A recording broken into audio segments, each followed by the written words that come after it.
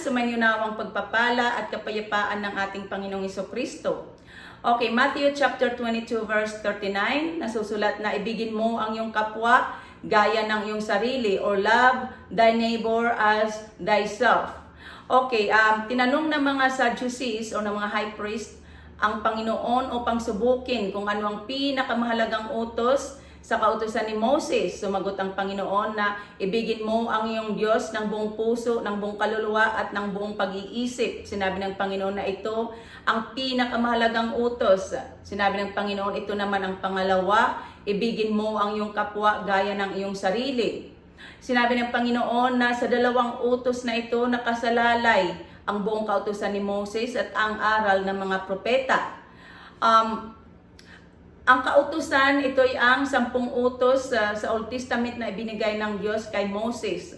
Sa New Testament naman, sinabi ng Panginoong Hesukristo na ito na lang ang utos na dapat nating sundin. Ibigin natin ang Diyos at ibigin din natin ang ating kapwa.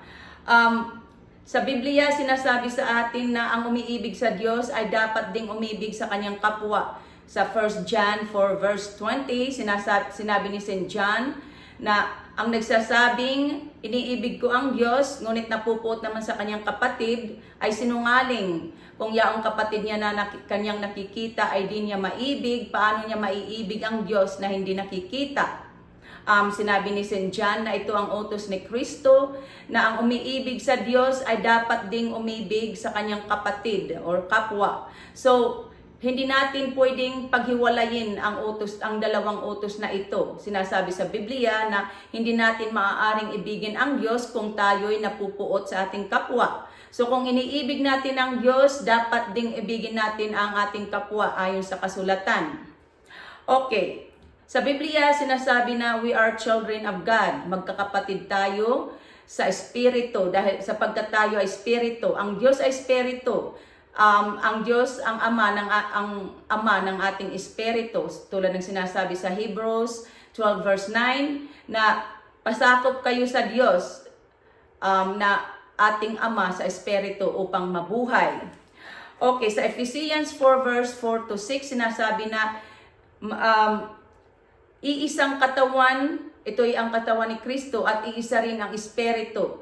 Iisa lamang ang pag-asa ninyong lahat, dulot ng pagkatawag sa inyo ng Diyos. Sinasabi sa Biblia na may isang Panginoon, may isang pananampalataya at isang bautismo, isang Diyos at Ama nating lahat. So tayo'y magkakapatid sa Espiritu at magkakapatid tayo sa pananampalataya at ang utos sa atin ay magmahalan tayo. Sinasabi sa Biblia na walang taong nakakita sa Diyos kailanman, ngunit kung tayo'y nag-iibigan, nasa atin siya at nagiging ganap sa atin ang kaniyang pag-ibig. Okay, ang pag-ibig sa Biblia ay charity or pagtulong sa kapwa, pagkakawang gawa. Charity is a Christ-like love. Ang pag-ibig ay pagmamalasakit din sa kapwa. At paghahangad na maligtas ang kanyang kapwa sa pagkakasala. Sinasabi sa atin sa Bible na kung makita ninuman na ang kanyang kapatid sa pananampalataya ay gumagawa ng kasalanang hindi hahantong sa kamatayang espiritual, ipanalangin niya ang kapatid niyang iyon at ito'y bibigyan ng Diyos ng bagong buhay. At sinasabi din sa Biblia na kung may mahulog sa pagkakasala, ang pinapatnubay ng Espiritu ang magtuwid sa Kanya. Ituwid natin sila sa pamamagitan ng Biblia. Okay, sa 1 Corinthians chapter 13, sinasabi na ang pag-ibig ay matyaga at magandang loob. Hindi nananaghili, nagmamapuri o nagmamataas. Hindi magaspang ang pag-uugali, hindi makasarili, hindi magagalitin o mapagtanim sa kapwa. Hindi nito ikinatutuwa ang gawang masama, kundi kinagagalak ang katotohanan. Ang pag-ibig ay mapagbata, mapagtiwala, puno ng pag-asa at nagtsatsaga hanggang wakas. So iyan ang pag-ibig sa Biblia at sa panahon nga natin ngayon, dapat ipinakikita natin ang ating pag-ibig sa kapwa sapagkat marami ngayon ang naghihirap at nasasaktan dahil sa masamang nangyayari sa sanlibutan.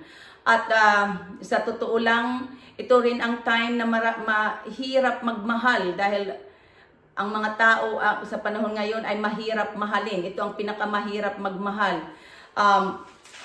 Sapagkat ito ang sign, ang mga tao ay mahirap mahalin sapagkat ito ay sign na nasa mga huling araw na tayo. Sinasabi sa 2 Timothy chapter 3 na sa mga huling araw, mababatbat ng kahirapan. Ang mga tao ay magiging makasarili, gahaman sa salapi, palalo, mayayabang, mapang-alipusta, suwail sa magulang, walang utang na loob at lapastangan sa Diyos. Bukod dito ay silang magiging malupit, magiging malupit,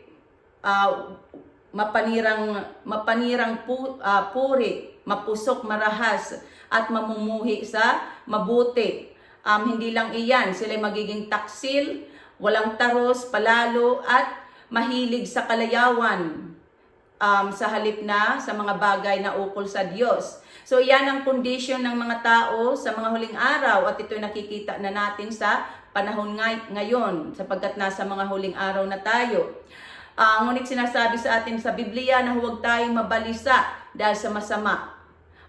Huwag natin silang kainggitan o tutularan, kundi magtiwala tayo sa Diyos upang tayo'y maligtas. Magpatuloy tayo sa pagsunod sa utos ng Panginoon. Naibigin natin ang ating kapwa, patuloy nating ibigin ang ating kapwa sapagkat sinasabi sa Biblia na ang nagpapatuloy na umiibig ay nananatili sa Diyos at nananatili naman sa Kanya ang Diyos.